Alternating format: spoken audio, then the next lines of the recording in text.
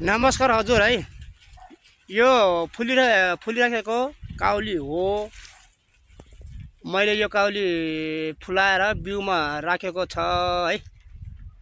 जहिले पनि हामी कृषि गर्ने मान्छेले हामी बजारबाट ल्याउँथ्यो किनेर काउलीको लागि।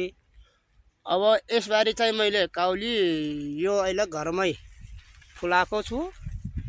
यो चाहिँ बिउ निकाल्न लागि मैले बनाएको हो, ट्राई गरेको छु। यो कस्तो हुन्छ बिउ है, हजुरलाई यो भिडियो अन्तिमसँग देखाउँछु है। ल मेरो भिडियोलाई अन्तिमसम्म हेर्नु होला। लाइक कमेन्ट शेयर सब्सक्राइब गरिदिनु होला साथीहरू है। म यही भन्न चाहन्छु है। ल यो पुरा यता यो बकुल्ला हो। यो